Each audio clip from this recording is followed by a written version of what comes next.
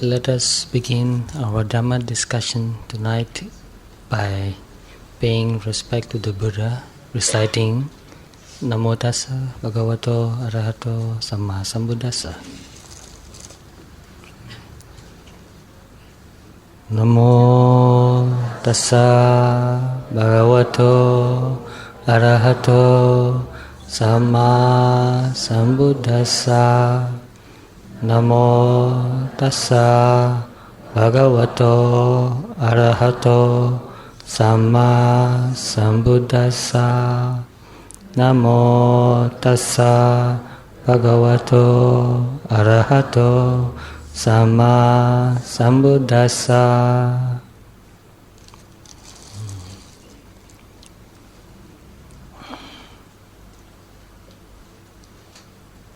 This is the third time I'm here.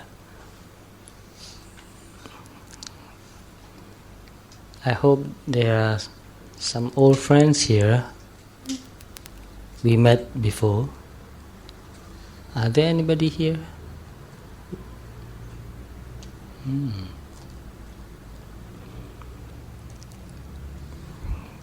Sit as you like. Make yourself comfortable.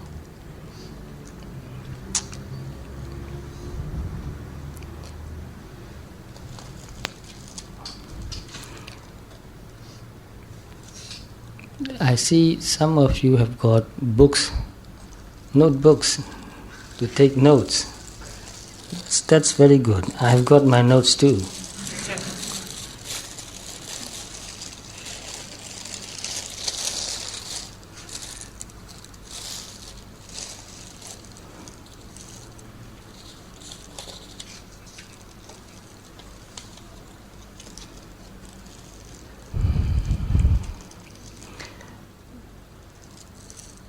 I like reading poems, so I found a poem which I like very much, and I would like to read the poems and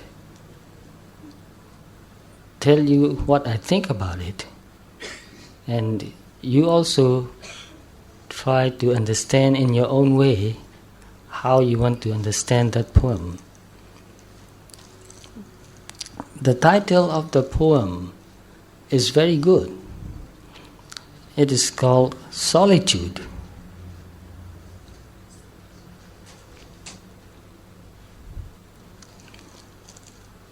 It was written a long time ago, written by somebody who was born in 1850 and died in 1919. So almost 85 years ago.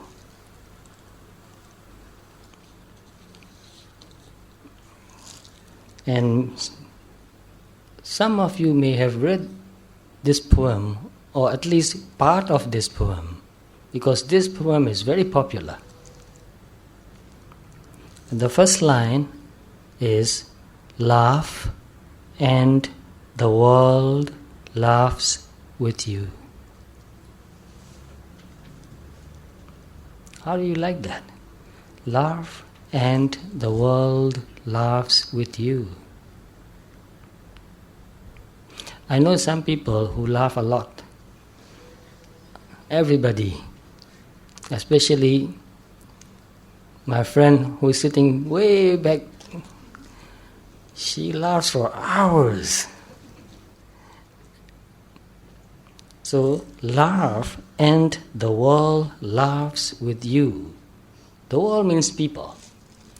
So, if you are happy and if you say jokes and laugh, people like to come to you because people want to be happy. Therefore, if you want to have a lot of friends coming to you, you must be a happy person. And when people come, you must have some things to say to make them happy and laugh, which is quite natural. But for us monks, it is not allowed to laugh loudly. So we have to suppress ourselves when we want to laugh. And you may have read that Buddha only smiles sometimes. But monks sometimes laugh. I know some monks, some of my friends, they laugh quite a lot because they are happy. So some people are naturally happy. Their temperament is happy temperament. So people are different. People have different personalities. Some people are naturally quite happy. And whatever happens, they will look at that situation from a very funny point of view and make fun of it. Sometimes they even make fun of themselves. They tell stories about themselves and they laugh. That's a very good thing to do, because taking things too seriously sometimes makes you feel very unhappy. But there are things that we must take seriously. But don't take everything seriously.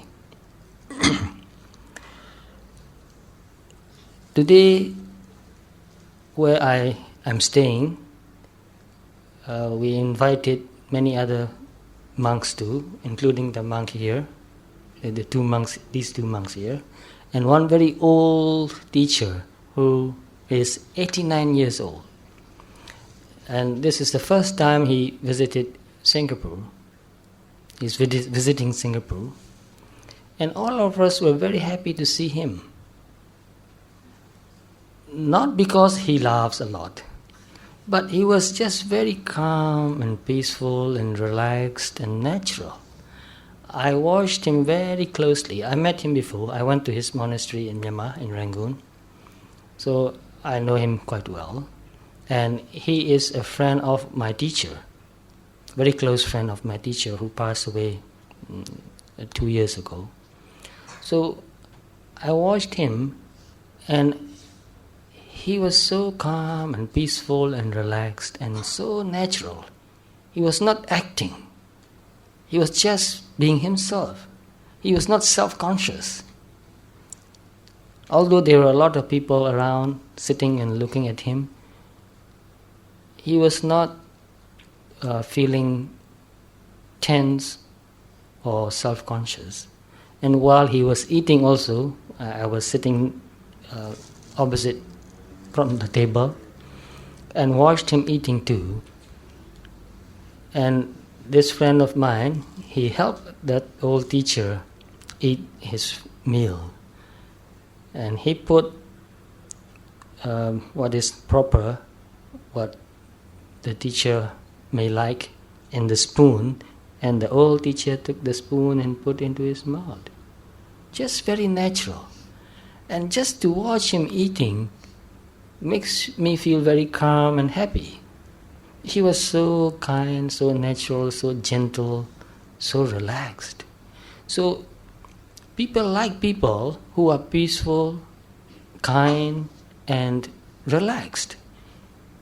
If you feel tense most of the time, if you are upset most of the time, and if you are unkind, or if you complain too much about this or that, if you complain too much about people or situations, people feel unhappy. So they avoid you. So laugh and the world laughs with you is very important.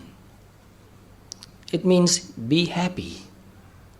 If you are happy, then people will like you more, which is quite natural. If you don't want to be lonely, learn to be happy.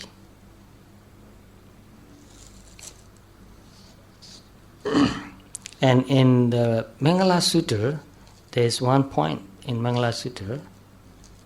In Pali, it is Samananancha Dasanam. Some of you are nodding. I think you know that part. So, samana means somebody who has overcome all defilements, who is pure, who is calm and peaceful. And to see such a person is a blessing. And the word blessing is not really the correct translation of the Pali word mangala. When I look for the correct meaning of the word mangala, I found that which is the cause to make life fulfilling, successful, and that makes you grow.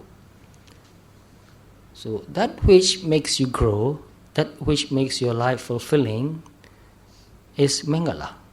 So how does that help you when you see somebody who is calm and peaceful and relaxed, and who is pure in his mind, in his heart? How does that help you? From my own experience, since I was very young, whenever I see people who are calm and peaceful and relaxed and happy, I watch them very closely, and I found that because in those days I was not very happy. Whenever I met people who are calm and peaceful and happy, I thought, this is amazing. To be calm, to be peaceful, to be relaxed, and to be happy. It's amazing. It is so easy to be unhappy. And some people are happy when they get what they want. People are happy when they are singing and dancing. And people are happy when they have a birthday party or some kind of party. That is usual, not difficult. But those people that I met are happy for no good reason. They are just happy, no reason. That was really amazing. So I met a few teachers, lay persons, and also monks. Whenever I met them and watched them, they are always happy. When they are working, they are happy. When they are talking, they are happy. No matter what they are doing, I watch them, they are very calm, relaxed, and happy, and very kind, very generous. So I thought, this is amazing. So other people are happy, but if you ask them, why are you happy? They will tell you, oh, I'm happy because I got a lot of money today. That's not extraordinary, nothing unusual. Anybody will be happy if he or she gets a lot of money today. What about you? If you get a lottery today, will you be happy? If you win the lottery? Of course, most of you will be happy. But real happiness has no reason. So, therefore, we must understand that there are many different kinds of happiness. In the teaching of the Buddha talk about kama sukha. Kama sukha means sense pleasure, enjoying sense pleasure. Happiness you feel when you are enjoying sense pleasure. When you see something very beautiful, you feel happy. When you hear some good music, you feel happy. And I like good music too. I was a musician. I'm still very much attached to my violin. So when you hear good music, you feel very happy. But sometimes when I hear music, I feel very sad too. But even that sad feeling, I enjoy that very much. Sometimes people enjoy sadness too. And when you get to eat what you like, you feel very happy. When you meet with somebody who loves you, you are very happy. So their happiness, which depends on situations and people. And Buddha also talk about jhana sukha. Jhana sukha means when you meditate, your mind becomes very calm and peaceful. Your mind stops thinking. Your mind becomes very concentrated. So you are not thinking about anything that will make you greedy or angry. So your mind is focused in one object and absorbed in that object. So when your mind gets to that state, you feel very happy too. So that is called jhana sukha. And there's another kind of sukha, which is vipassana sukha. You meditate and you look at your body and mind, and you see the true nature of the body and mind, and you develop wisdom. And that wisdom makes you become more mature, and because of that, you feel a kind of joy. So wisdom gives you joy. Wisdom also gives you security. So real security comes with wisdom. Without wisdom, no matter how much money you have, you will not feel secure. Because nothing is permanent. Everything changes. Whatever you have, you will lose someday. At least when you die, you will lose everything you have, including even your body.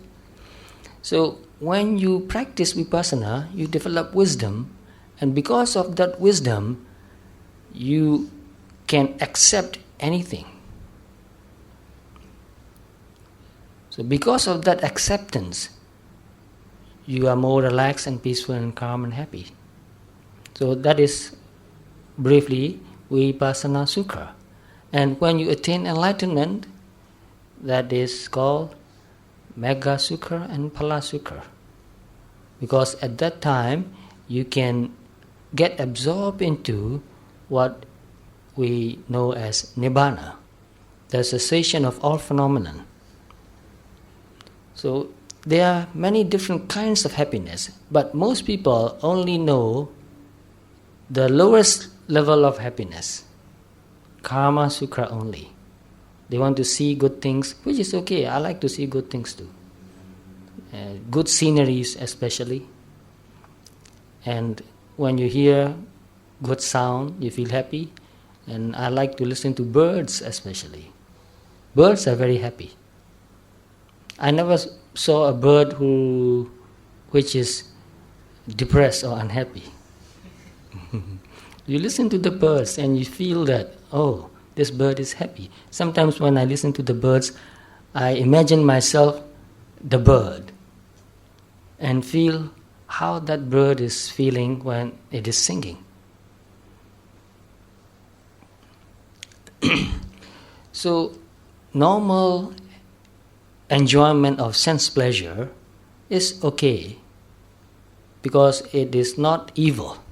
But some people cannot restrain themselves. They want to enjoy sense pleasure and they go beyond the boundary. They break their precepts to enjoy sense pleasure. And if you do that, you may feel happy for a while, but you will feel guilty. And guilt is really painful.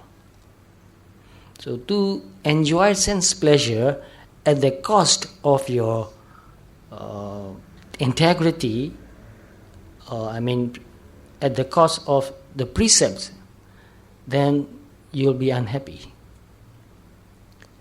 So we must understand that this normal sense pleasure should have a limit. But we must also understand that this sensual pleasure, which makes us happy, can also make us unhappy. Anything that can make you happy, the worldly sensual pleasure, anything that can make you happy can also make you unhappy. And when you enjoy sense pleasure, there is a limit to how much you can enjoy. For example, you like to eat chocolate? I like to eat chocolates too. Every morning here my friend, he gives me chocolates. But before I eat it, I must think very carefully how much, because I have diabetes and the chocolate has got sugar.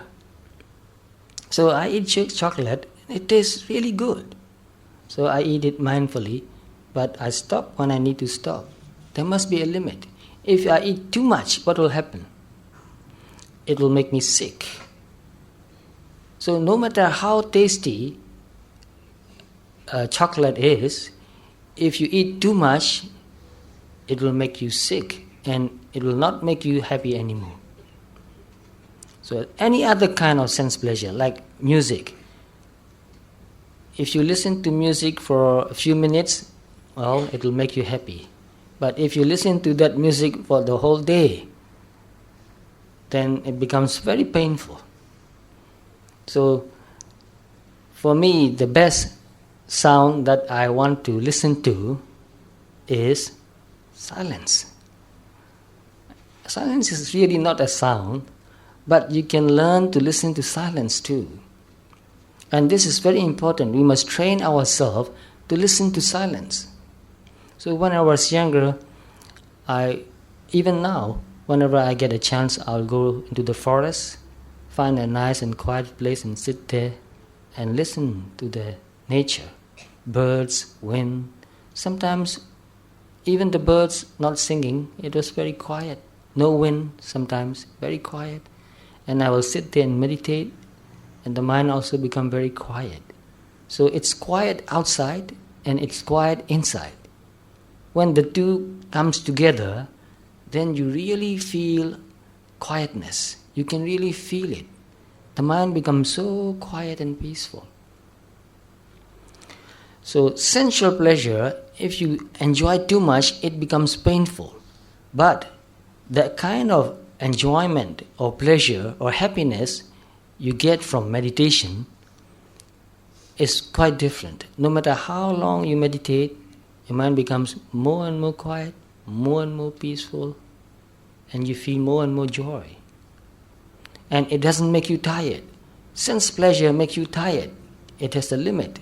But the pleasure or the joy you get from meditating doesn't make you feel tired. So we must understand that the range of pleasure or happiness we can enjoy must be big, wide range. Most people have very narrow range of pleasure. I noticed that some people enjoy the same thing. They have very narrow range. But some people have a wide range of enjoyments. So learn to enjoy harmless pleasures. And I have read a few books, and one of the books is called Simple Pleasures. So we must learn to enjoy simple pleasures. It doesn't cost you much, it doesn't make you tired, it's not evil. You don't break any precepts to enjoy those pleasures. So train yourself to enjoy more, then your mind will be more cheerful most of the time. Those who have narrow range of enjoyment sometimes become very depressed because the usual thing that they were enjoying does not give them any satisfaction anymore. So they feel boredom, they feel depressed.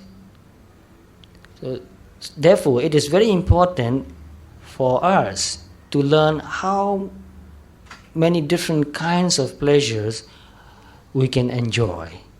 So we must learn to enjoy pleasure. Because these days I notice many people who are depressed.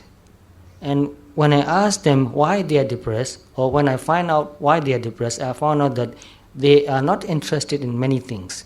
They are interested in only one or two things, very narrow. And they don't have many friends. They don't have hobbies. When I ask them, do you like playing musical instruments? They say no. Do you like painting? They say no. Do you like gardening? They say no. What do you like? They don't know. So if you have a very narrow range, sometimes that will not give you any happiness anymore. Then you become bored or depressed. So not only sense pleasure, learn to enjoy meditation. Meditation is really enjoyable. I learned to meditate because I enjoy meditation. And I keep meditating because I enjoy meditation. It's not something I must do. It's something I want to do. It's something I like to do. So, as you grow older, as you become more and more mature, what you enjoy also must become higher and higher. So we must learn to enjoy higher forms of happiness. So jhana is also a higher form of happiness, and vipassana also is a higher form of happiness. Therefore Buddha said jhana sukha and vipassana sukha. But let me read you the other part of the poem too, because it's a very long poem. So laugh and the world laughs with you.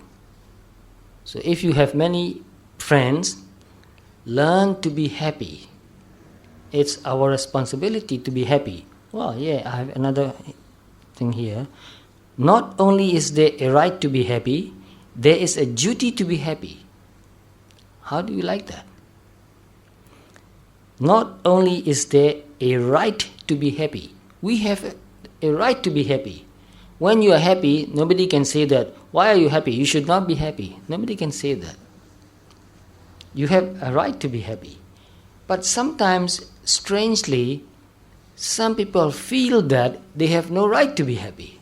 Have you met people like that? Strangely, I have met a few people like that. Whenever they feel happy, they feel guilty. Because they feel that they should not be happy. So that's a kind of sickness. We have a right to be happy, but not only that, there is a duty to be happy. Why is that? Why is it a duty to be happy? Anybody can guess the answer? Right. It's contagious. Anything is contagious, yes. When you are happy, then anybody who come in contact with you feels happy too. So unhappiness is also contagious. Depression also is contagious. Anger also contagious. So in the same way, happiness also is contagious. So when we are happy, just by being happy, we are doing something good for the whole world. Just by being happy, we are contributing to the whole world. So, not only is there a right to be happy, there is a duty to be happy. So much sadness exists in the world that we are all under obligation to contribute as much joy as lies within our powers. So much sadness in the world. We see and we hear. Therefore, we must learn to be happy, and also we must help other people to be happy too. So that is one of our obligations, to contribute as much joy as lies within our power. So before we learn to help other people happy, first we must learn to be happy. So there are many things happening in our life. Sometimes good things are happening, sometimes bad things are happening. So when good things happen in our life, we feel happy. When bad things happen in our life, we feel unhappy. So our happiness depends on the outside situations. So it is very uncertain. But if you learn Dhamma and meditate, you'll find that your happiness depends less and less on outside situations. So then you'll find yourself happy without any reason. Like the old teacher I told you just now, he is just happy and very content, very relaxed and peaceful, loving, cheerful. Although he's 89 years old, when I looked at his face, seems like he is a child.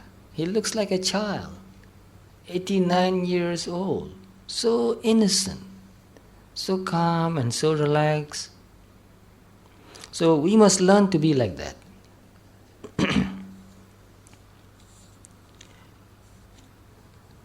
Therefore,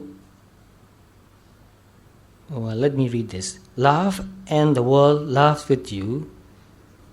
Weep and you weep alone. How do you like that part?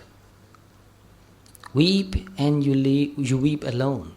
Do you think the world is fair? When you laugh, they laugh with you. But when you weep, you weep alone. That's not fair. right? What do you think?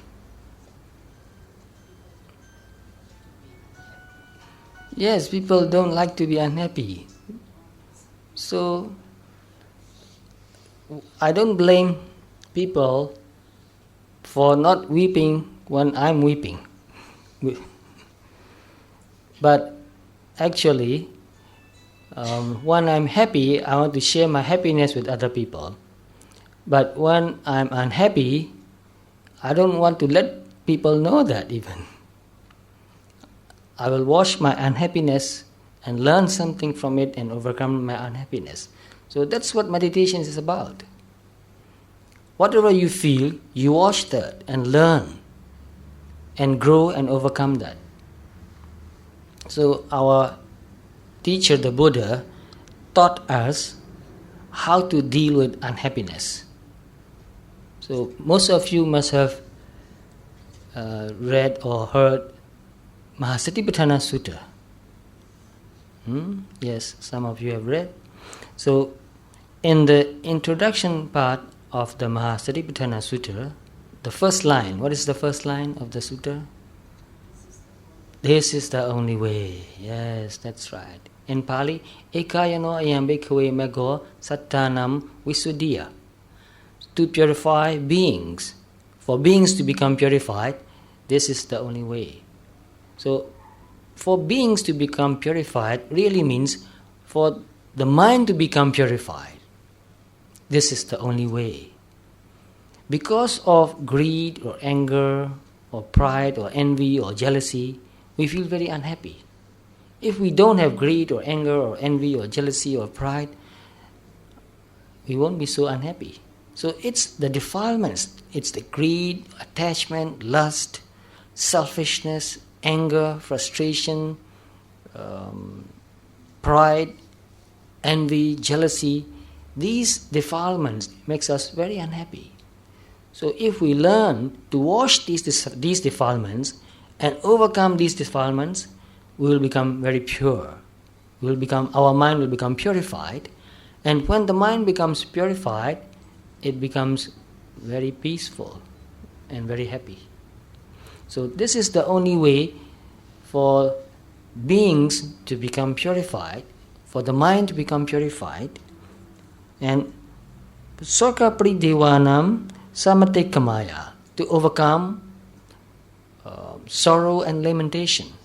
So when we feel unhappy, we also feel sorry for ourselves.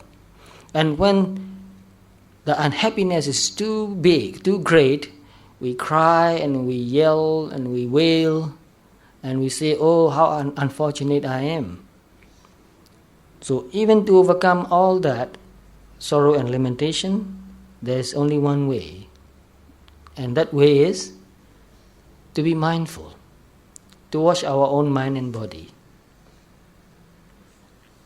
Dukkha domanasanam attingamaya. Pain, mental pain and physical pain also, to overcome all that. This practice of Satipatthana is the only way. Nyayasa adhigamaya means to attain enlightenment. And Nibbanasa Satchikriyaya means to realize Nibbana. This is the only way. So, when we are unhappy, naturally, we want to go to a friend and talk about our unhappiness. It's quite natural, it's okay. I do that too. I used to do that even more. So whenever I feel unhappy, I will go to a good friend and I will talk about my problems. Sometimes we sit and talk the whole night. But talking only doesn't really solve the problem. So later I learned meditation, and when I learned to meditate well, I found out that most of my problems just disappeared. Why? At least about 90% of my problems just disappeared. Do you know why? Because my mind stopped creating problems. I learned that lesson very early in my life. Mostly we are unhappy because we are ourselves creating unhappiness. we are creating problems. The mind likes to create problems. It is a factory where it produces problems, mass production, every day.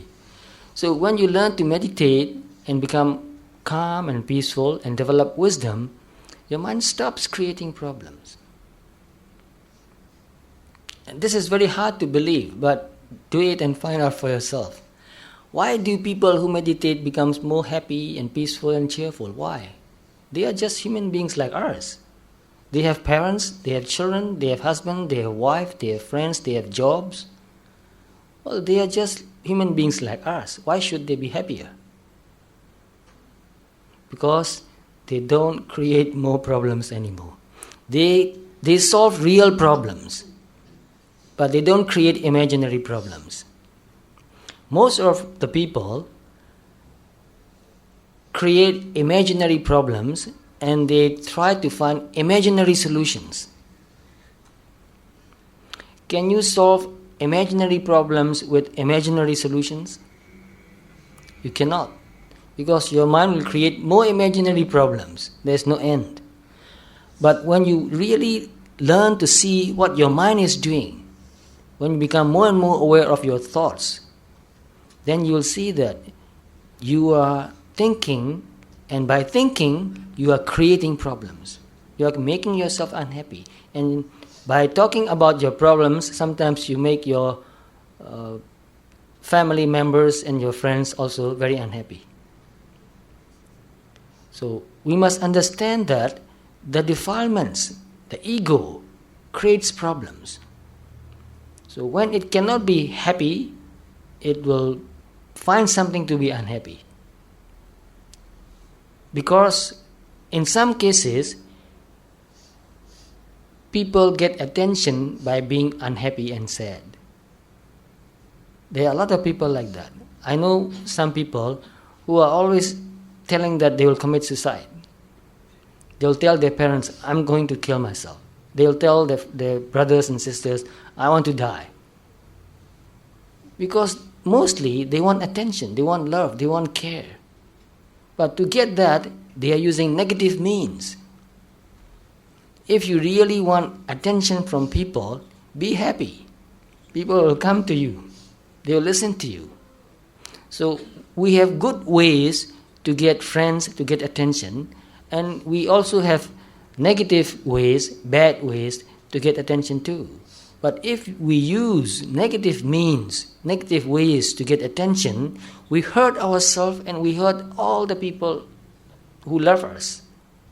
So never use any negative means to get attention from your family members and from your friends. Because in the beginning, when you complain about something, they'll believe that you really have the problem. But if you keep complaining, they'll give you advice and suggestions to overcome your problems. They'll help you to overcome the problem. But because you don't want to overcome your problems and just talk about your problems, after a while, your family members and your friends will become very tired of you. And they'll feel also helpless. They'll think that, well, I've been trying to help for a long, long time, but nothing really helps. Therefore, it's no use helping anymore. So this is a very serious problem, because I know many people who are going through this kind of problems. Even the parents sometimes become so tired that one old lady told her daughter, if you really want to kill yourself, don't talk about it anymore. Just go and do it. Because the mother was so tired of hearing the daughter saying, I want to die, I want to die. Why?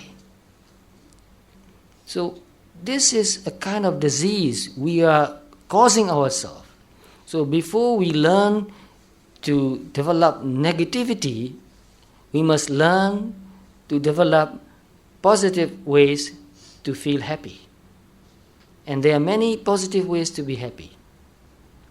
So teach younger children to be happy in positive ways. And also teach very young children to meditate too. Just teach them to sit and meditate for 5 minutes a day. Or if they are older, encourage them to sit and meditate for 10 minutes, 15 minutes a day, just to be able to sit and be quiet helps you a lot. So, do you know one scientist whose name was Pascal? There's a law, Pascal law.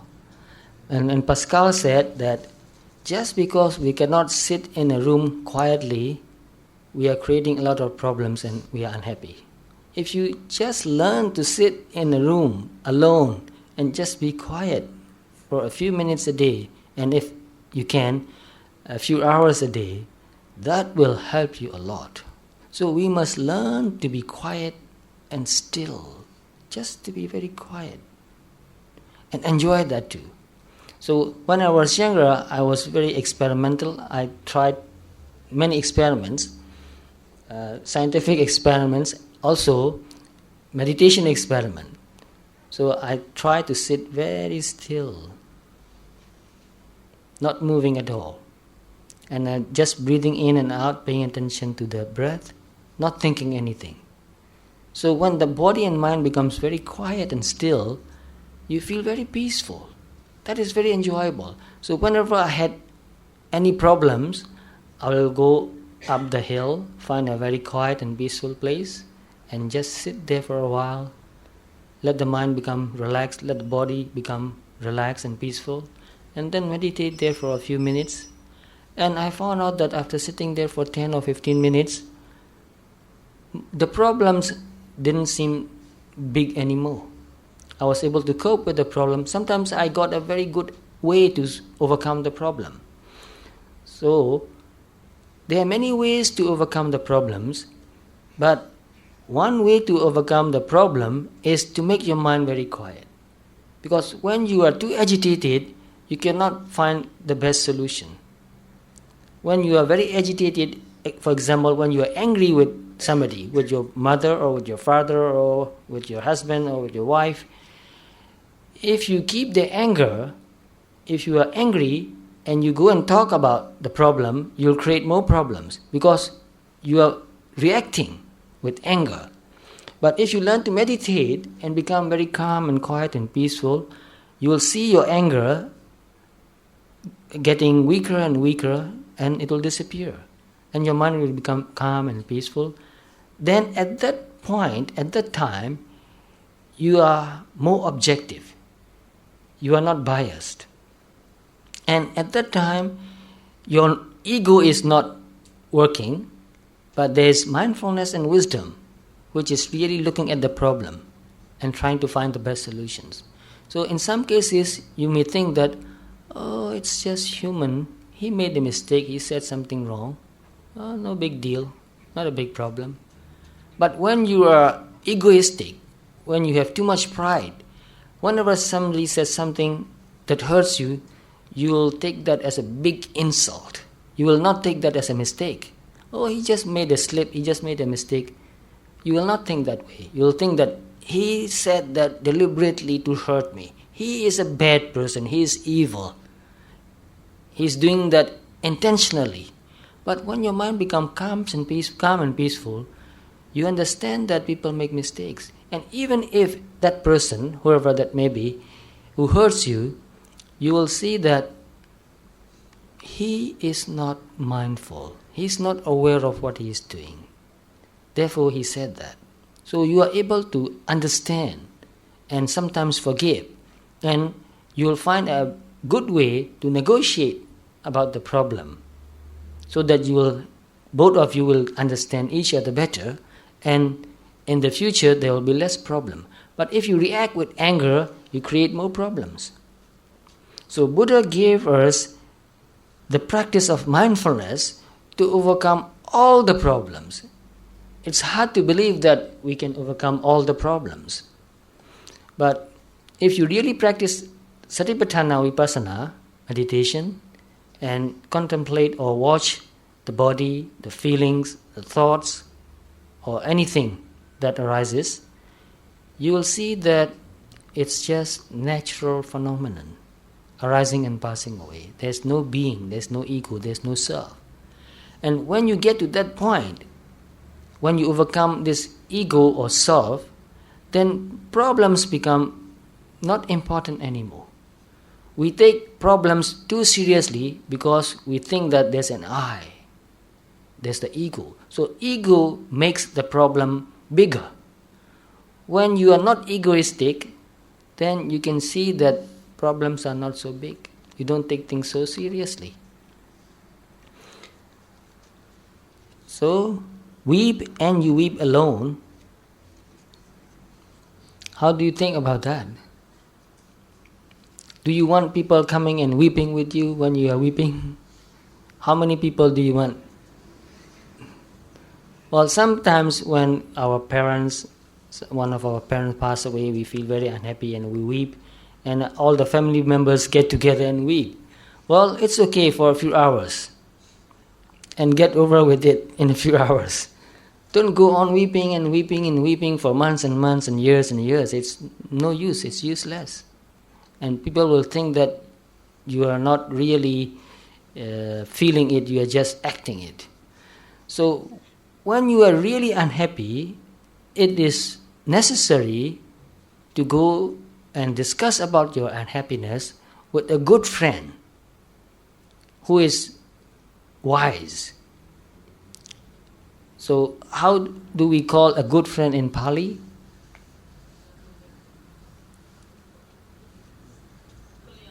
Yes, Kalyana Metta. Yes.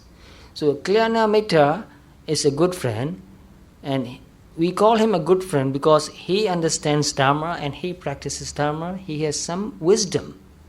So when we have problems, if we go and talk about our problem with somebody who is foolish, that person will make us feel that the problem is bigger than we think.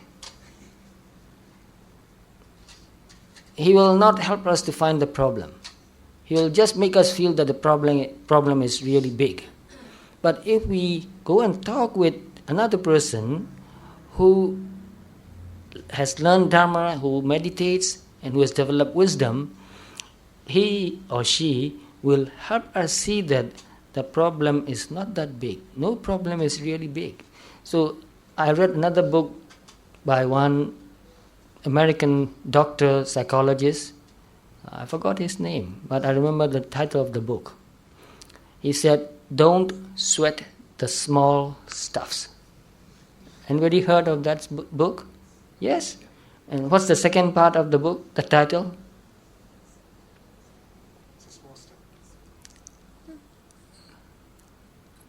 Yes, something similar like that. Don't sweat the small stuffs, and all problems are small stuffs, something like that. It's all small stuffs. That's it. So don't sweat the small stuff, and it's all small stuffs. Can you agree with that? It's all small stuffs. But it's very hard to agree because we want to think that some problems are not small stuffs.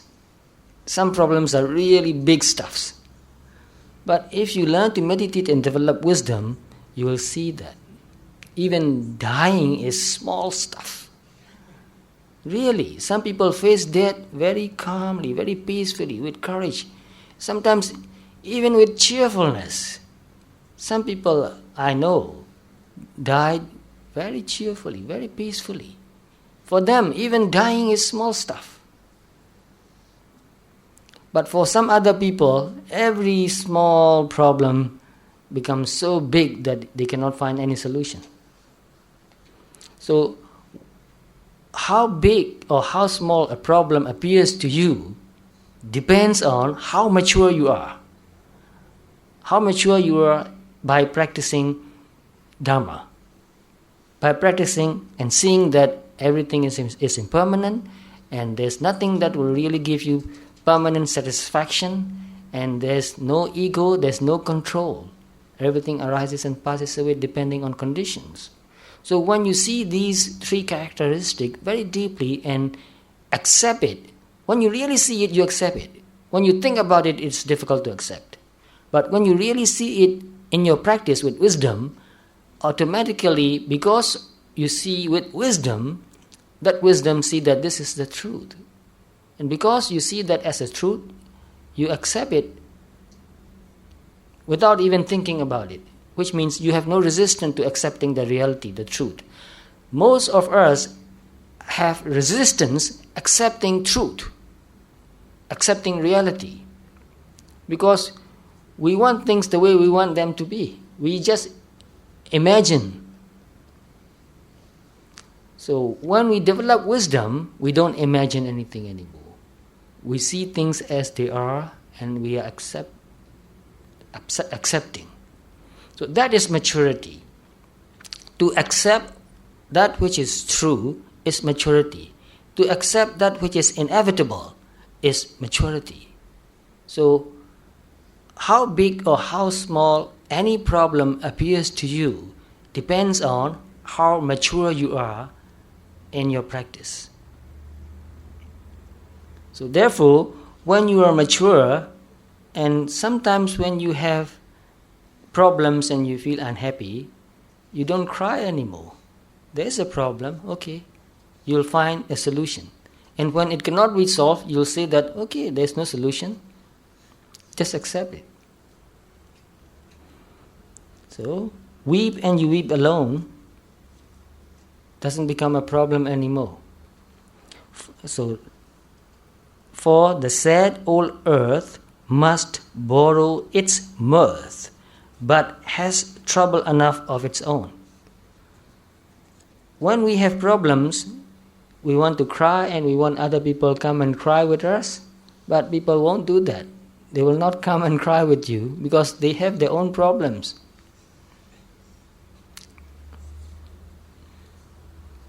So they don't want to borrow our sadness. No? For the sad old earth must borrow its mirth. Mirth means something that makes you happy and laugh. So people want to come to you and share your happiness, listen to you telling jokes. But they will not come to you to listen to your problems. Therefore, but has trouble enough of its own. People have their own problems. So don't blame people because they don't want to listen to your problems. And don't go and talk about your problems to those who are not mature, because it will hurt them quite a lot.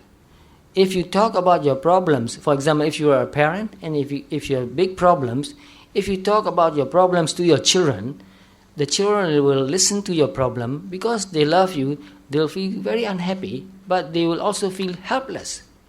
They cannot help you. So if you really want to talk about your problems, you must really find a person who is mature.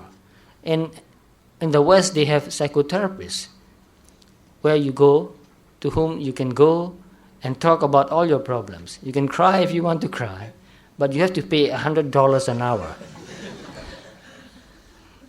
Therefore, they call that paid friends. But if you have real good friend, Kalyana Mitra, you don't have to pay.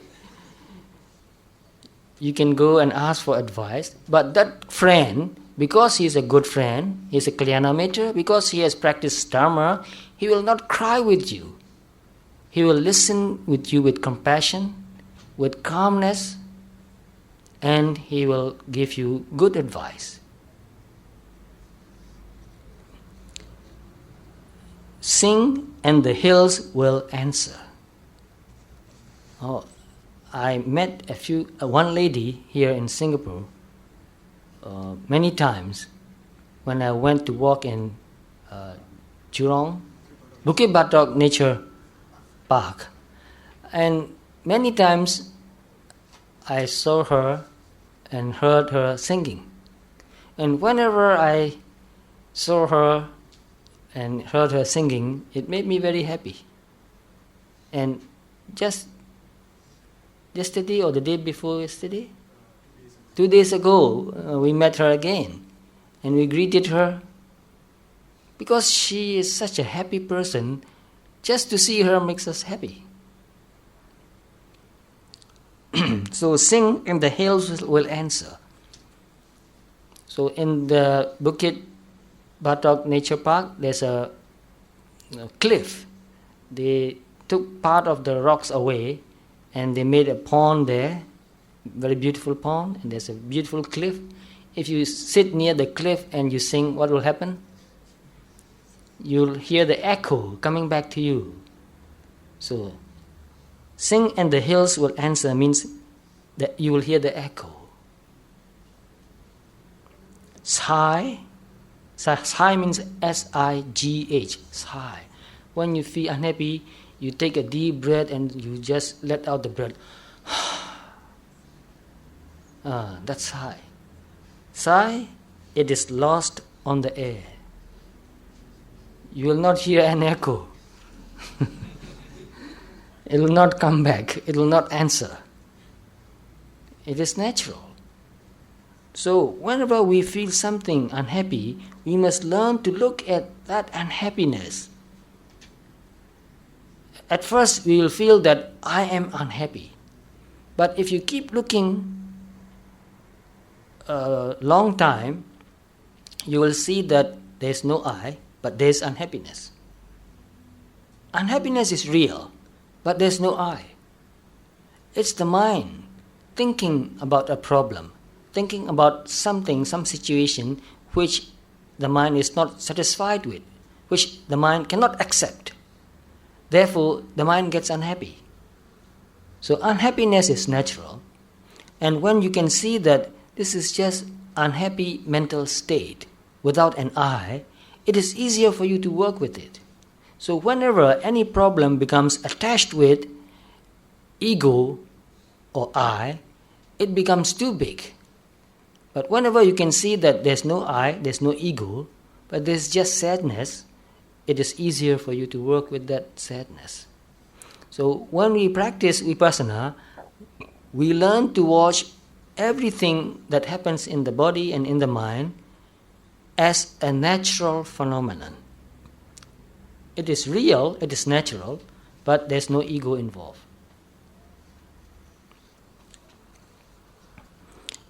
The echoes bound to a joyful sound, but shrink from voicing care. So the echo bounds to a joyful sound. So when we are joyful, we laugh, we sing, and we will hear the echo from the hills. But shrink from voicing care. But if we voice care, which means if we talk about unhappiness, there will be no echo coming back. So sometimes we blame people for not being unhappy because we are unhappy, when we are unhappy. Sometimes we will think that, oh, he or she doesn't care. Look how unhappy I am, and she's quite happy. She's laughing. She's happy. How can she be happy when I'm not happy? So we feel that if I'm not happy, those who love me should not be happy. There's no right. You have no right to be unhappy because I'm unhappy. And if you love me, you must cry. You must not laugh. So if you are laughing, then you are not caring. So unconsciously, sometimes we blame people for not being unhappy when we are unhappy. We get very upset. Sometimes we get really angry. Sometimes we will not talk with that person anymore. This really happens to most people. So just think about it. Just because we are unhappy doesn't mean that those who love us should be unhappy. We should not demand such thing. They have the right to be happy. But we can ask for help. That is okay. If we really want to solve the problem, we can ask for help. But we should not expect that they should be unhappy. Rejoice, and men will seek you. Rejoice, be happy, and people will look for you. Because to be with somebody who is rejoicing is joyful. It makes you happy. So that's why, like I said, the old teacher who came to us this morning, we were so happy to see him. Everybody was so happy to see him. Even we were talking until just an hour ago about how happy we were. And that lady who invited that teacher, she was so happy today. She was very excited. She can't even sleep. So to meet somebody who is cheerful, who is calm and peaceful, makes you very happy. And also it gives you hope. If he can be so happy and peaceful and relaxed and natural, I can also. And that's what I learned from my teachers too. I watch my teachers, they are so calm and relaxed and natural, not imposing, they are not acting, just very simple. And I watched them and I told myself that I want to be like them. Just natural. Just simply happy. So to be happy is very simple. We are making happiness very complicated. We think that we need something to be happy. We don't understand that we don't need anything to be happy. This is quite difficult to understand, but once you learn that, then it will be very natural for you to be happy. You will be just sitting and doing nothing and be happy.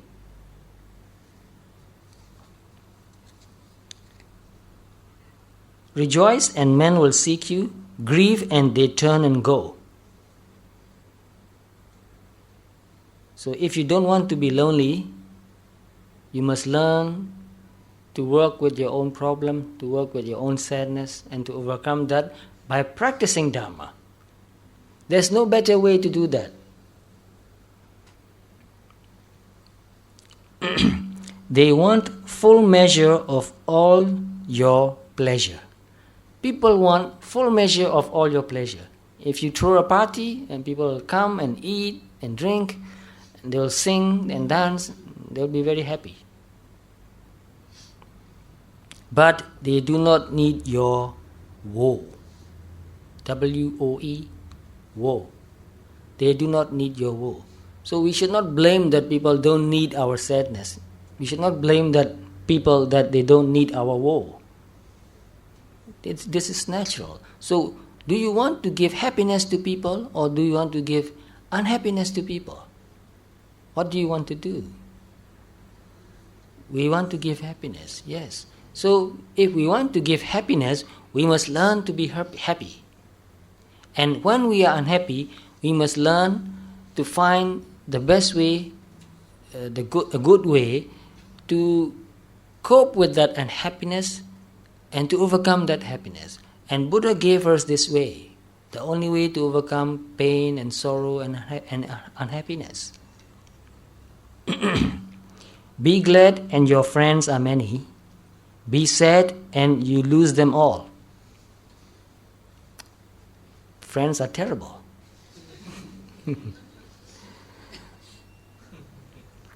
And this is true in most cases, but not in all cases. I think there are friends who will be with you when you need them, when you are really sad. But you must also be responsible to do something about your own sadness. If you think that, or if you demand that, your friends are responsible to make you happy, and when they cannot do that, they'll feel guilty, they'll feel upset, they'll feel helpless, hopeless. So, some people will go away when you are sad, but some good friends will be with you when you have problems, when you are sad.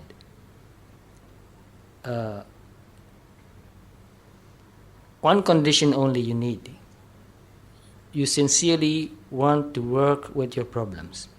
You sincerely want to find a way to overcome your problems. if you don't want to solve your problem and just want to talk about it, nobody will listen to you unlimited. So I know many people who talk about their problems with other people, and they came to me also and talk about their problems, and I've known them for more than 10 years now. I have given up. Because I know that this person does not want to solve the problem. This person just wants to talk about the problem. Just keep talking about the problem. Whenever I give an advice, this person will say, that doesn't work for me. And I will give another advice, and then this person will say, that doesn't work for me. So no matter what advice you give, that person will say, it doesn't suit my problem. It doesn't work for me. I told that person to meditate, and this person said, this meditation technique doesn't work for me. I told her to meditate in a different way, and then this person said, this technique doesn't work for me. And I couldn't find any way, any kind of meditation practice that works for that person. So I know that this person does not want to solve the problem, does not want to be responsible for the problem. So what can you do? You cannot go on listening the problem for years and years. You have many important things to do.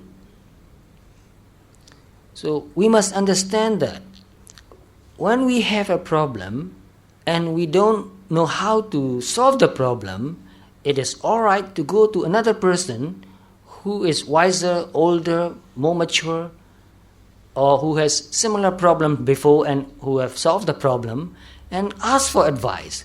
But when you get that advice, you must honestly apply that advice.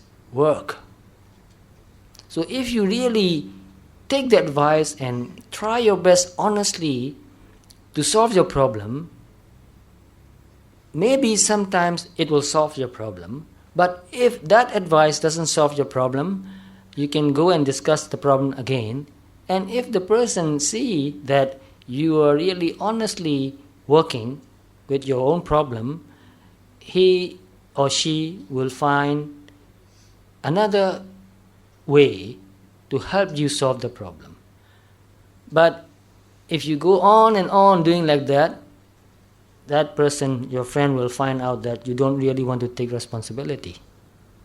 So if we want to take the responsibility for our own problem, we will find many people who are willing to help us.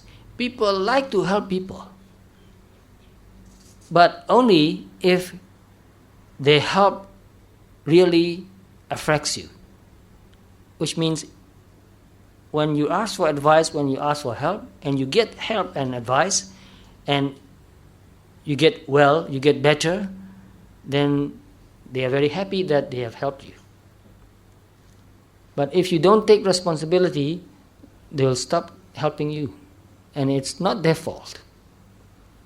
Even in some cases, Buddha refused to help. Because Buddha knew that it's no use giving advice to this person.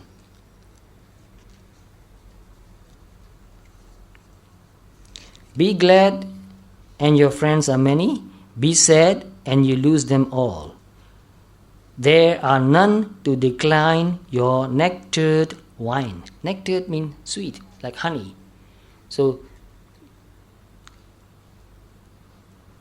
there are none to decline your nectared wine, which means you give them something sweet to drink, they will not refuse it. They'll drink it. They like it. But alone you must drink life's gall. Gall means something bitter. So, alone you must drink life's gall. Life's bitter taste we must drink alone. So I found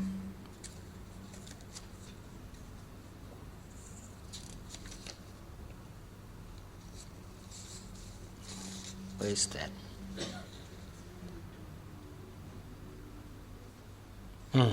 Here, do not rely completely on any other human being. We must think of each word. Do not rely completely. We can rely partially. People can help us only to a certain degree, limited. So do not rely completely on any other human being. We meet all life's greatest test alone. So life is like a test. Problems are like a test. And we meet all life's greatest test alone. And what about death? Who can share our death with us? We die alone.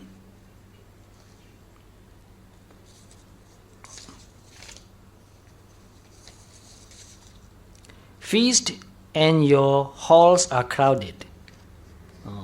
Feast means you have a big party with a lot of good things to eat and drink.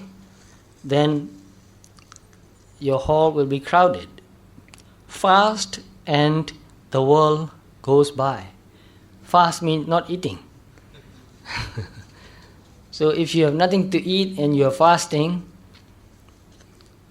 they will not come to you. They will go to some other place where they can find something nice to eat. Succeed and give, and it helps you live. So we must work hard and succeed and give.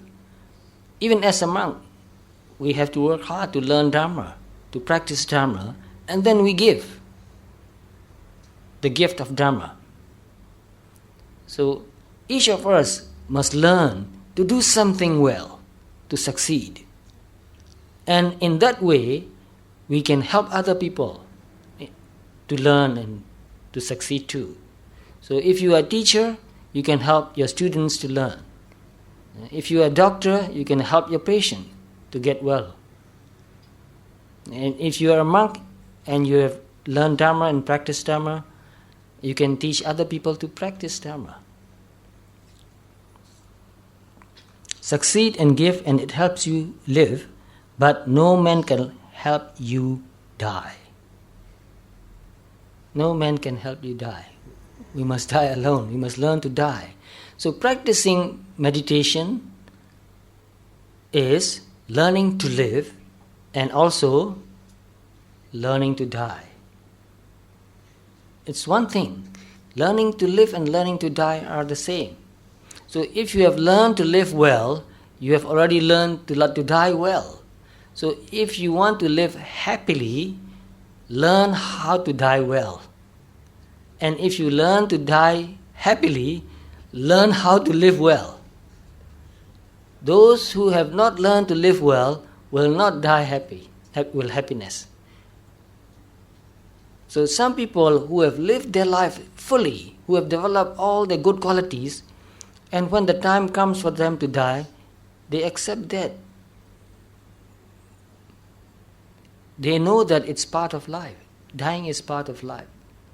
So without any regret, they can die very peacefully. So I gave a talk on death once, a long time ago, and I told them that death is a change in lifestyle. It's just a change in lifestyle. People think that death is the end of everything. It's not the end of everything. It's just another change. So we must learn to live well, and if we have learned to live well, to live fully, to make the full use of our good potentials, then we will not regret when we know that we are dying. We will feel happy that we have done our best. So many times I told myself, if I were to die today, how would I feel? And, well, I don't want to die today. But if I have to die today, will I feel regret? Many times I ask this question to myself very seriously and honestly. And although I do not want to die, I feel that if I have to die today, I will feel that I have not wasted my life. I really feel I have not wasted my life.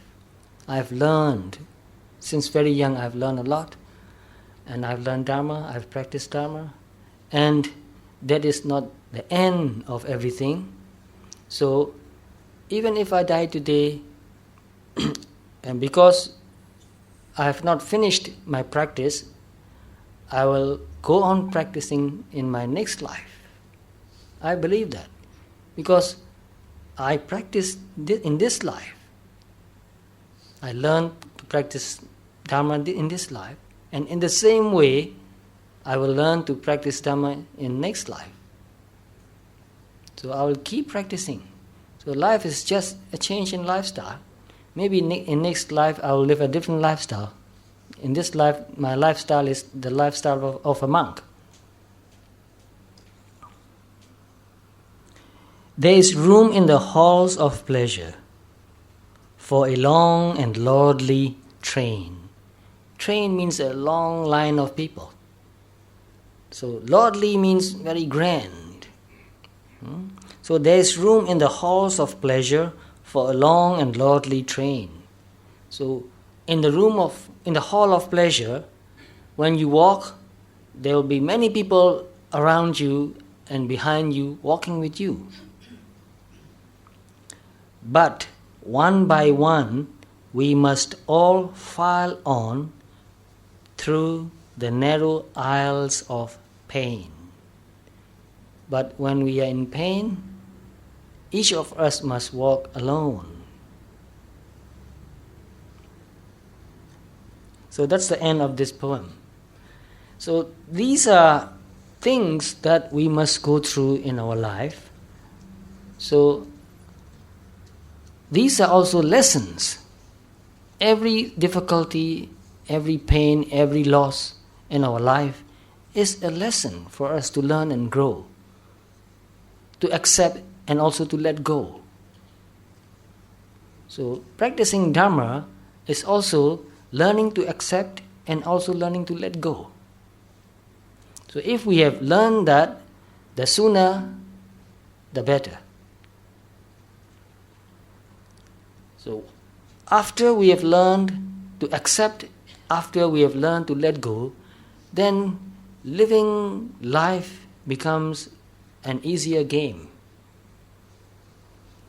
Can you see life as a game? No, most of us see life as something very serious. But there's a book I've read, and the title of the book is called The Master Game. So life is a master game.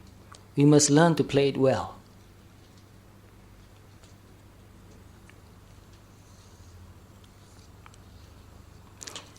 So that's the end of the discussion of this poem, and also my advice to you to learn to meditate. So if you have any questions, please.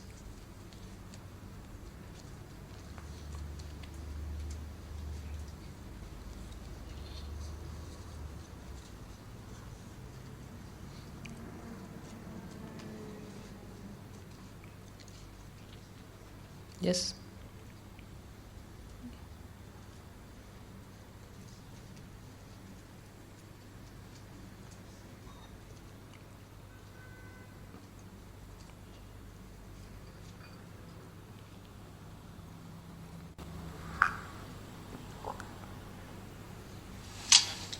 Sometimes when we are very sad or we have a problem, but how do we calm ourselves down?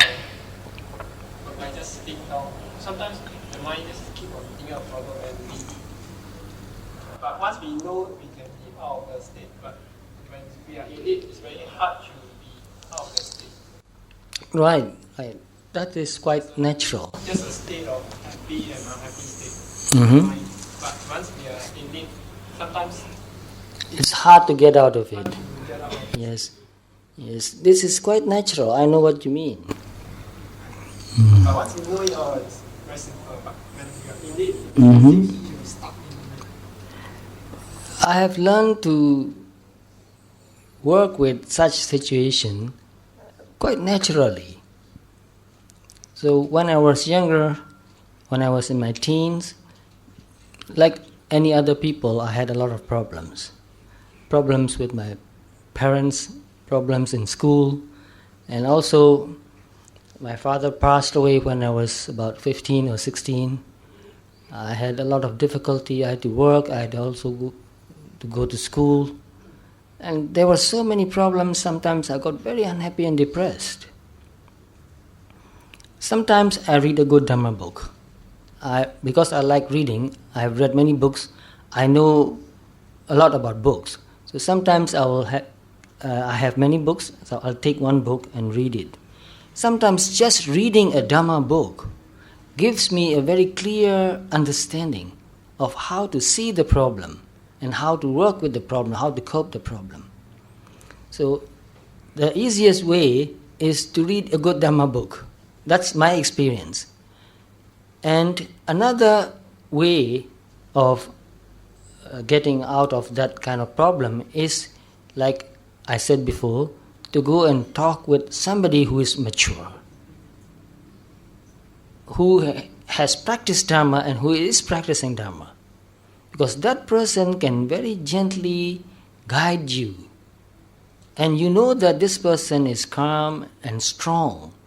So to be a good friend, you need to be very strong. Because if you are weak and somebody come and tell you his or her problem, you get overwhelmed with your friend's problem and you don't know how to help your friend.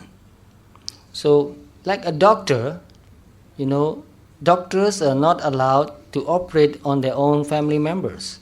Why?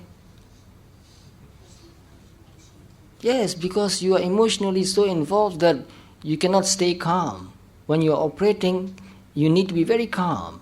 So therefore, when a person is in a position to help another person with a problem, this person must be very strong and keep his equanimity, his calmness.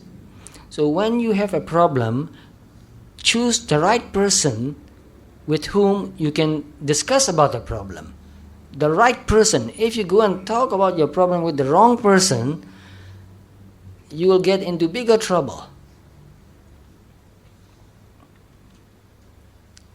So that's one way. And Buddha also gave that advice too. And another thing that I did was, I just walked up on the mountains. I like mountains very much. I always talk about mountains because mountains have become such a big part of my life that I can't live without thinking mountains.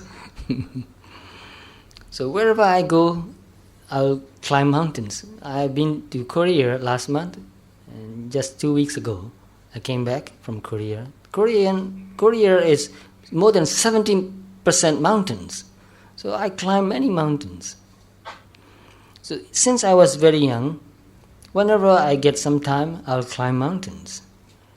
And because of that habit, when I felt very unhappy or sad, I climbed mountains and find a very quiet and peaceful place. Especially in Myanmar, in our country, there are monasteries and pagodas, stupas in almost every mountain. So it's not difficult to find a nice place to sit. So when I was younger, I climbed the mountain and find a place, peaceful and quiet place, and then just sat there for a long time, just sitting there alone. And mountains give you a kind of perspective because it's so high. From the mountain I can look down, and down there is the city. I can see houses, some houses. So it's like you are not only physically high up, mentally also you are very high. So it gives you a kind of perspective. So from the top of the mountain, I will look down at the city, and I think, look, there are so many people living in the city with so many problems. But up on this mountain, there are no problems.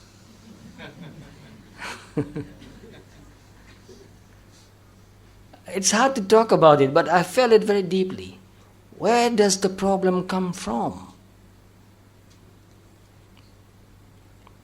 So just sitting there for a long time made my mind very calm. And somehow I got enough strength to go back, to face the problem. Mostly the hardest problems are personal problems, relationships, problems in relationships. It's not difficult to get a job and to earn enough to live on. If you don't waste your money, you always have enough. But the biggest problems are problems in our relationships. Very difficult to work with. But if you have a calm and strong mind, you know the right thing to say. You can develop the right attitude. So with the right attitude and with the right speech, it is easier to solve the problem. With wrong attitude and wrong speech, the problems get bigger and bigger.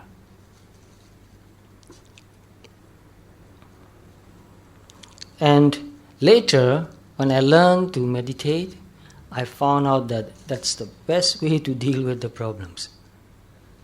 When you meditate and your mind becomes really calm and quiet and peaceful, all thinking stops, then at that moment, you have no problems. Then you know that where is the problem? It's in your mind. It's your thinking.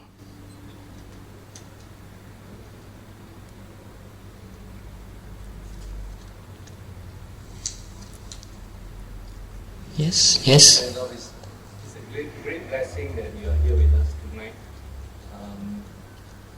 Can you share with us your years of experience in looking at your mind and your body?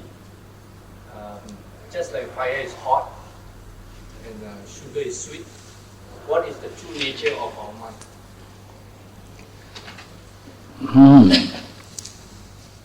Well, there's a verse in the Pali text. I will recite the Pali. I know most of you do not understand Pali language. But anyway, I just love to recite this Pali Gatha because it means so much to me. It's very deep in meaning. Buddha said, Pabassaramidam bhikkhave chittam. Bhikkhave means monks, because whenever there are monks and other people, Buddha used this addressing the word bhikkhave. So Buddha said, this mind is glowing, it's shining. So Pabassaramidam bhikkhave chittam ahagandukehi upakilisehi upakilitam. Because of the visitors, which are defilements, it is defiled. So defilements are visitors. If you know that they are visitors, when they appear in your mind, you see that these are visitors. Defilements like greed, lust, attachment, anger, frustration, and many other, envy, jealousy, doubt, all that.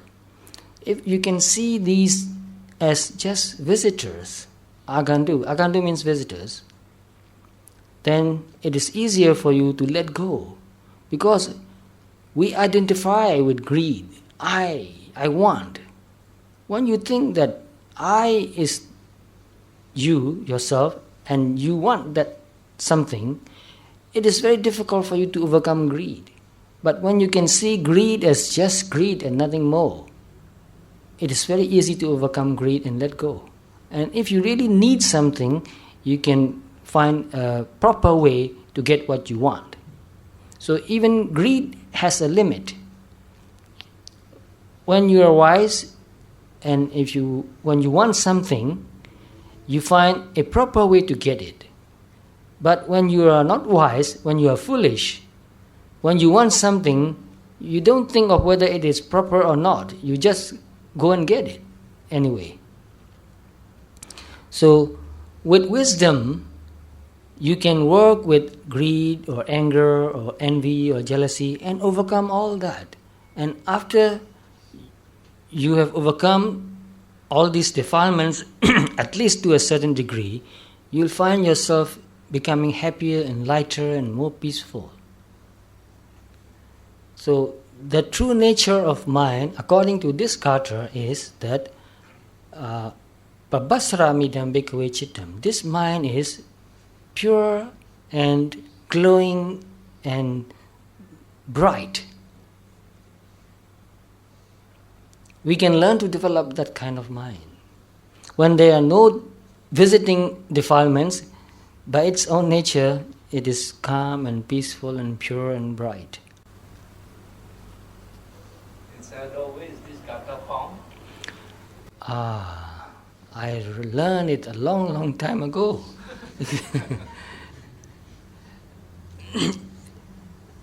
Didakaya meni bare. Arigata be Pali doma shiva le. Babatrami dan bhikkhave siddha. Agandukehi upakilitehi upakilitam. Tibiro meni bi. Dhammapada. Dhammapada? Which verse? You can get Dhammapada and read through it and you find it. So this Kata means a lot to me.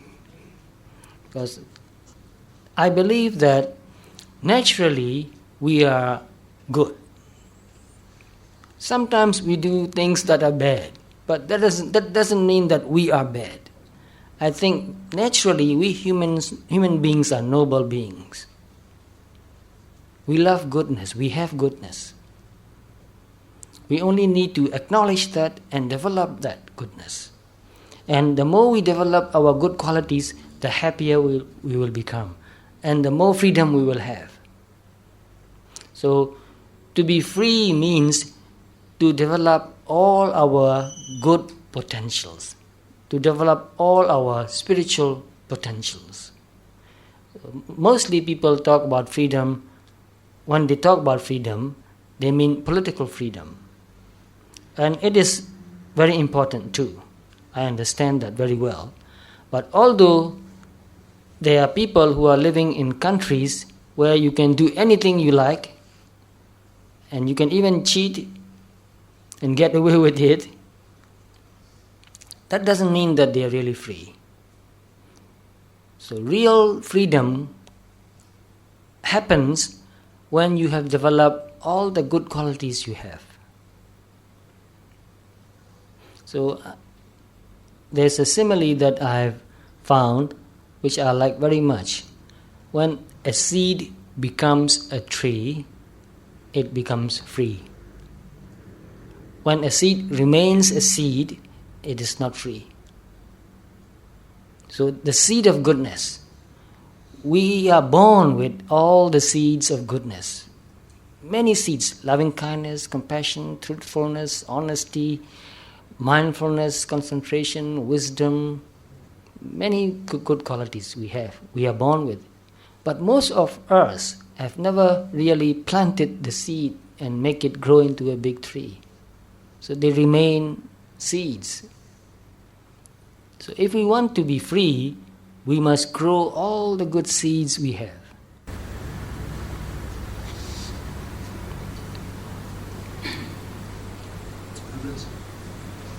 I want to share a statement with you.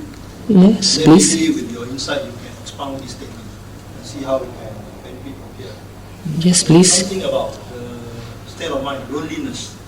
Loneliness. Loneliness is becoming a sickness in society nowadays. I know. Yes. Aging population. So this statement that I read goes something like this: if we are lonely, we have to love the person we are lonely with. About loneliness, that means we won't feel lonely if we love the person we are lonely with. Can you please help to expound this statement?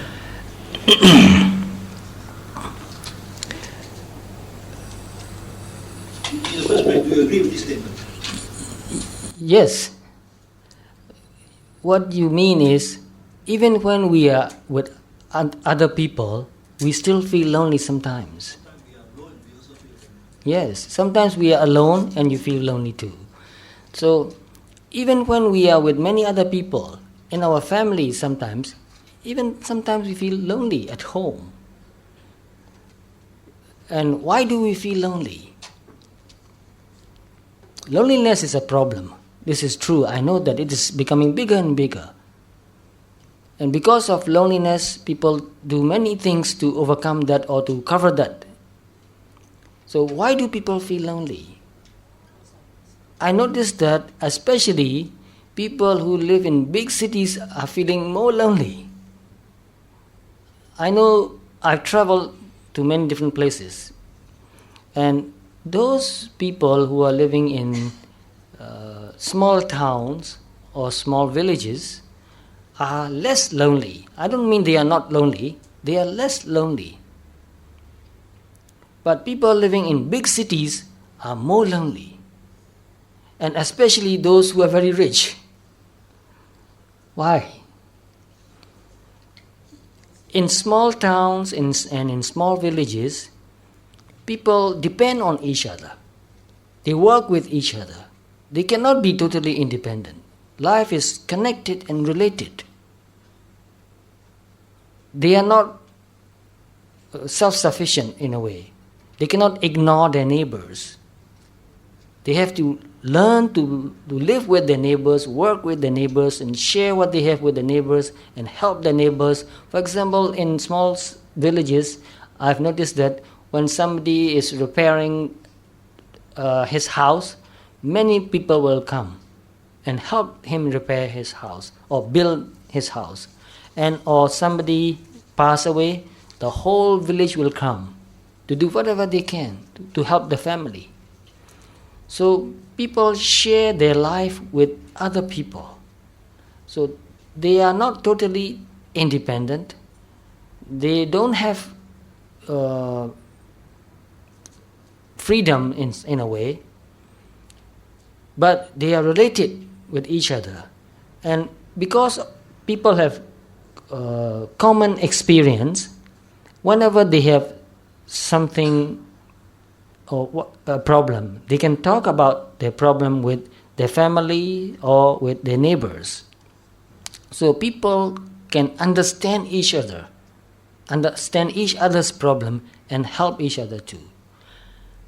But those people living in big cities have more freedom, and in many cases most people are not intimate with their next door neighbors. People, especially people living in big apartment houses, when they meet each other, they just say, "Hello, how are you doing?" "Oh, fine." That's all they talk about. They don't really share their life with other people. And even if you talk about your problem, they will not understand, because people are living in very different world. In small villages, in small town, people are living in a small community. They have common problem, common belief. Whatever they have is common. So it is not difficult for people to understand each other. But in big cities, people have very different lifestyles and different beliefs, and it is difficult for people to understand each other. And also, in the big cities, people have more independence, and they don't want to talk about their problems much. They hide their problems more. They don't even tell their families sometimes. And sometimes even their family members could not understand. So this not understanding each other or not being able to talk about your feelings with other people makes you feel lonely. Even in your own family or even in your office, in your work, when you cannot communicate what you feel very deeply, you feel lonely. You may be talking the whole day about things that are not really important. Just to kill time, you may be talking, but you don't talk about what really matters to you. So when you cannot talk about what really matters to you, you feel lonely. So what do we do when we feel that? You cannot go and live in a village. You are here, you are stuck here in the big city. So, we must learn to understand ourselves. That's why we learn to meditate and to watch our own mind and body. So by watching our mind and body, we learn a lot about our own mind. And we learn also to develop our good qualities. So when we have developed our good qualities like mindfulness, concentration, wisdom, loving kindness and compassion and all those good qualities, we feel very good about ourselves. And whenever there's a problem, with that wisdom, we can see and understand the problem very well and work with the problem. Therefore, we become our own best friend. And sometimes we need to be lonely. Whether you can agree with me or not, I don't know. I need to be lonely sometimes. I mean, to be really alone. With nothing, no books to read, nobody to talk to, nobody to talk with. Don't want to. So we must learn to be really alone. Most of us are not alone because we are thinking too much about many things. So even if a person is living alone in a deep forest, but this person keeps thinking about what happened in the past or what will happen in the future or all the things that he enjoyed in the past, he's not alone.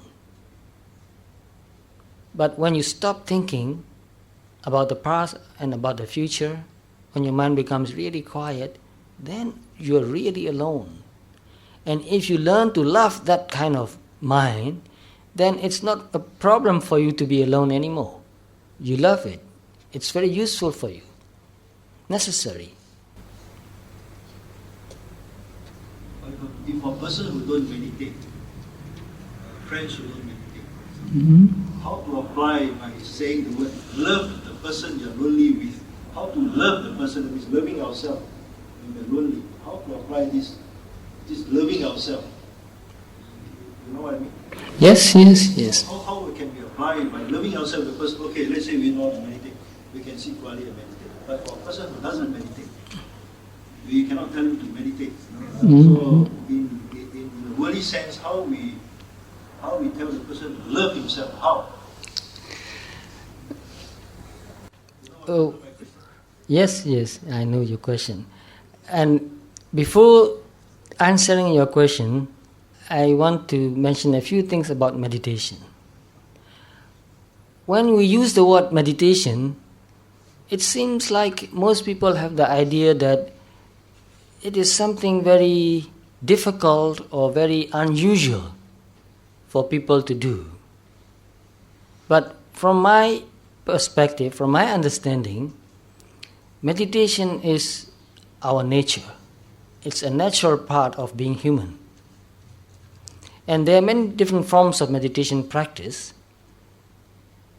There are meditation instructions in the book, but I believe that there are many other ways to meditate which are not in the book. So when I feel anything, I can just be with that feeling, watch that thought, and understand that feeling and thought. And that is also meditation. Sometimes, like I said before, when I feel very unhappy, I will just go and sit in a quiet place. And by being alone for a while, I learn to accept that feeling. It may not go away, it doesn't go away. It's not so easy to go away. But I learn to accept that feeling. Sometimes I did something wrong and I feel very unhappy and guilty about that. And I will go away and sit alone and think about what I did. And you need to be alone to have a very clear perspective. So when you are alone and look at what you did and why you did it, you find out that you are just human. It's human to make mistakes. So when we see that whatever happens to us is natural and acceptable, then it is easier to live with it. So when you reject anything, when you resist anything, it becomes a big problem. So in many cases, if you can just accept loneliness, it's not a problem anymore. So even when you feel lonely and you look at that mental state, you can see that mental state as just a child. Sometimes I see that with myself. Sometimes I look at my mind and I see that, oh, look, there's a child. So when you see that mental state or that feeling or that emotion as a child, you can, even if the child is naughty or did something wrong, you can forgive that child lovingly. So I feel that no matter how old we are, we still have a small child in us. And that child feels lonely and unhappy and sad most of the time. It's the child in us that feels lonely, that feels sad, that feels unhappy, that wants a lot of attention and love from people. So when you can see that there still is a boy in you, lovingly you can, how do you say that? Comfort, yes, you can comfort that child. It's okay.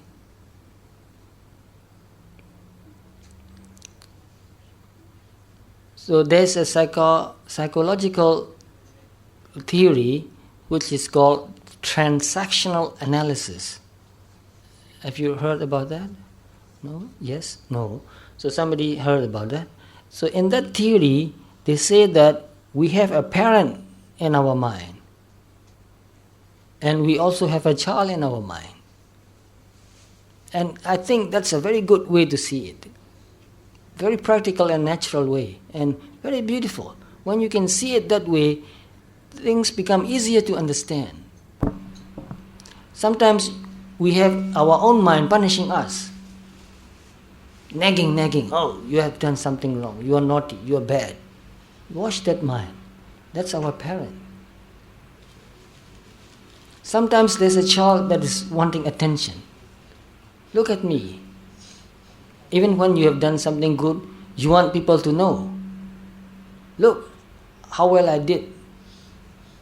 So we want attention. You watch that child. The little child wants attention. Sometimes the child is crying, sad, feeling lonely. You watch that mind. There's a child. You don't blame the child. Lovingly you watch that mind.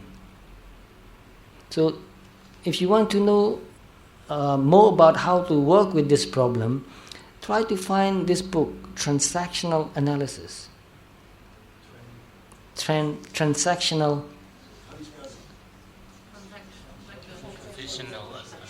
Transaction, yes. Transactional analysis. Thank you. You will see a picture from your side. Yes, it's very true. I think parent and child relationship, this is something I heard first time. In us, I feel in me, there's a very old man and there's a very young boy too. And I love both. Without the old man, I'll make a lot of mistakes. But without the young boy, my life will be very boring. It's the young boy who enjoys everything. More than 30 years ago, somebody asked me a question. He said, because he heard that I was from Dhamma, he asked me that he had visited a lot of mosques. And he had visited so many independents. And so many, he was a Catholic and he had been to so many churches.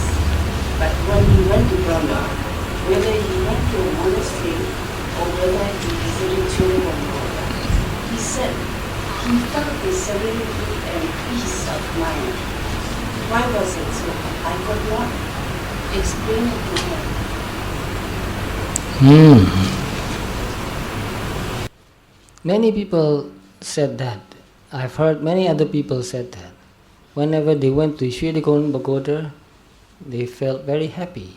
And when I was in university, a university student, at that time I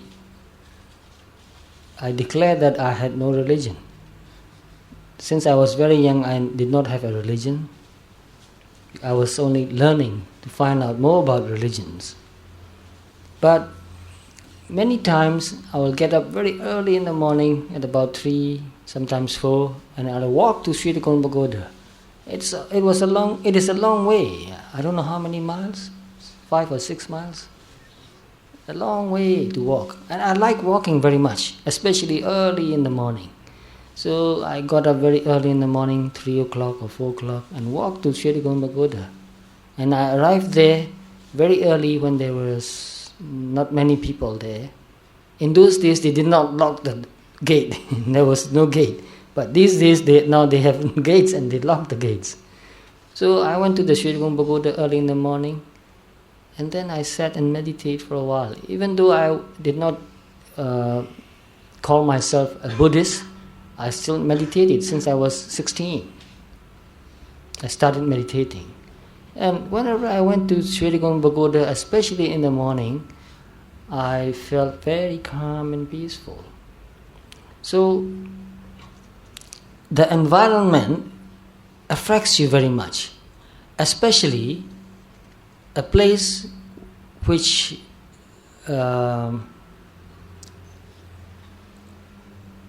has meaning, spiritual meaning, affects you even more.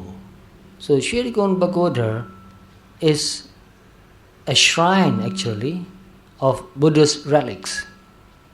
So just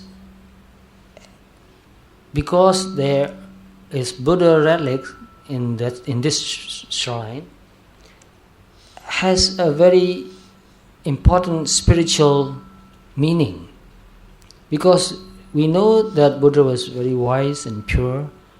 Even though he has passed away into Pranirvana, his relic somehow has the power to influence people. So I think that's the reason. And also, when you go to Sri Tikon Pagoda, those who come to the pagoda come there to meditate or to pray or to recite some Pali sutras. So they come there with their spiritual qualities. So they do not come there like when they go to the market.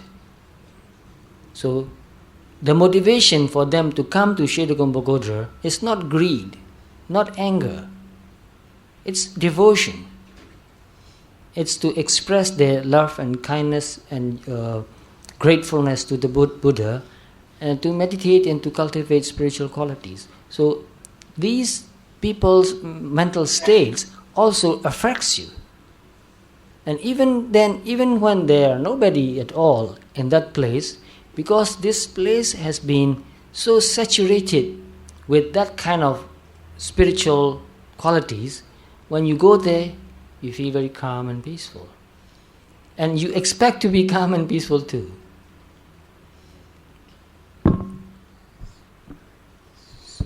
Not only pagodas, because I like mountains, I'm going to talk about mountains again. There are some mountains, and when you climb to the top of the mountain, when you get there, you feel really calm and peaceful. I can't explain why. There are places in the world, in many places in the world, where when you go there, you feel very calm and peaceful. In Mexico also, some scientists even did some research work on that. Mexico is a high plateau. It's a very high place.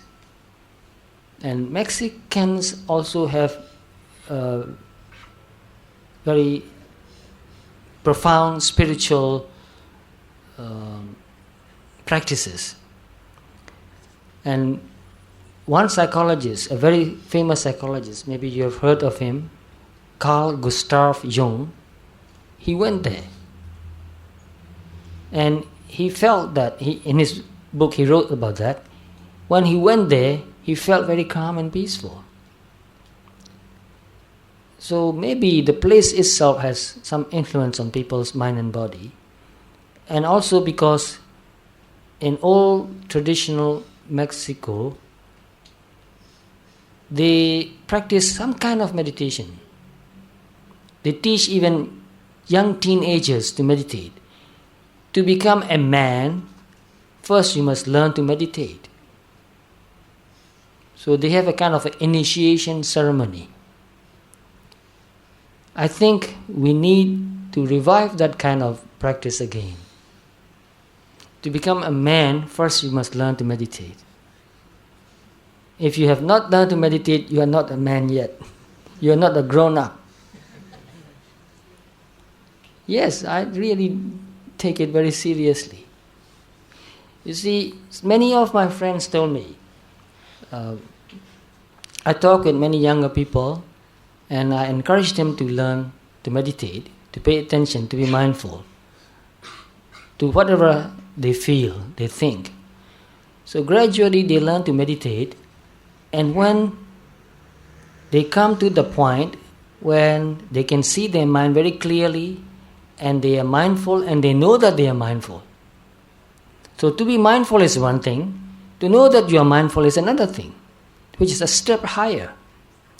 And when they learn to know that they are mindful,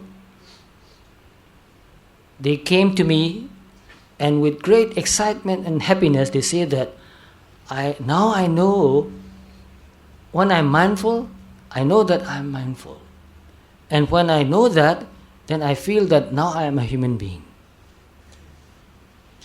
So very young, these students are very young. They are in their late teens when they said that.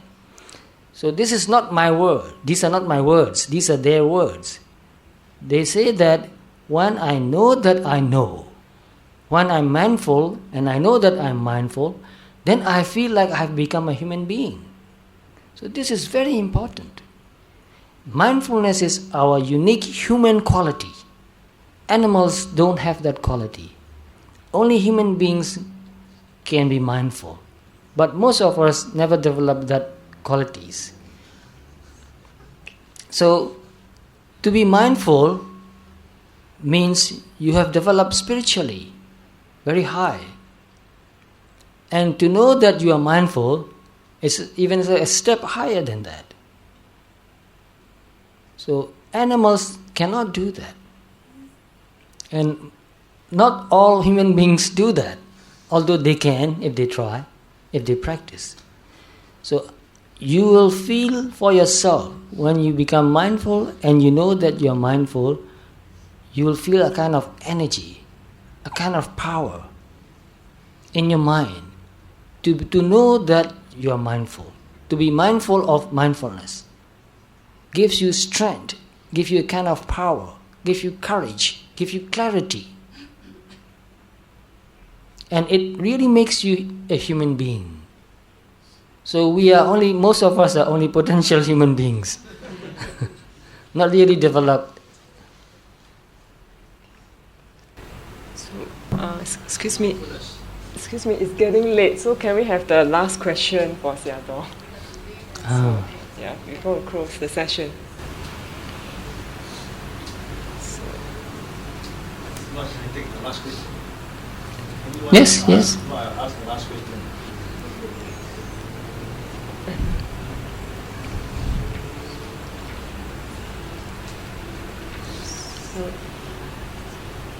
You go ahead. Yes. You mentioned about mindfulness. Yeah. You see, there's such thing called habits. Habits. Habits. That means we do. Breathing could be a habit. That means we breathe, we're not aware of breathing. Mm-hmm. I'm not sure about mindfulness. Can it become so much so a habit that we are not aware of mindfulness? It becomes natural. So when that stage comes... I know what you mean. Yes, yes. We have the potential to be mindful, and even though we have not developed mindfulness, we are mindful to a certain extent, in a lower degree. For example, when you are driving and you see the traffic light becomes red, you stop your car because you know that the traffic light has turned red. If you are not mindful, you will not know. You are mindful, you are paying attention to the traffic light, therefore you know that it has turned red. So you stop your car. So we use mindfulness in our daily life, but just to get things done. But we can use the same quality of mind to look at our own body and mind, just to turn around that mindfulness and look at what is happening in our body and mind. And if we develop that kind of mindfulness which is aware of the body and mind, we will know a lot more about the body and mind, how the mind affects the body and how the body affects the mind, and all the thoughts and emotions arising in our mind. So mindfulness is not trying to control anything. It is not trying to create anything. It is not resisting. It is just paying attention, just paying pure attention. So if we do that long enough, it becomes a habit. Sometimes we forget to be mindful, but mindfulness will come back automatically, spontaneously, and we become aware of what we are thinking or feeling. And after that, like I said just now, we become aware of that mindfulness again. Mindfulness of mindfulness. Then mindfulness becomes very powerful and very strong, very clear, very pure. Before that, although we are mindful of what is happening in our body and mind, we are not aware of that mindfulness itself. So we feel that I am mindful. But when you are aware of that mindfulness again, then you can see that mindfulness is mindful. There's no I. And then you feel a kind of freedom too. Because whenever we feel that there's an I, although it gives us some sort of energy too, still it doesn't give us freedom. But when we can see that it is not I who is mindful, it is mindfulness that is mindful, and even mindfulness is mindful of itself, then there's no I anymore. There's freedom. And that can become what you said, like a habit. So no matter what you do, there's mindfulness in the background all the time. Even when talking, there's mindfulness there. I'm not trying to be mindful, but mindfulness is natural. So that's a very important and good question. So we have to form these habits. Yes. To that. We have the habits, we're not there yet. Right. Yes.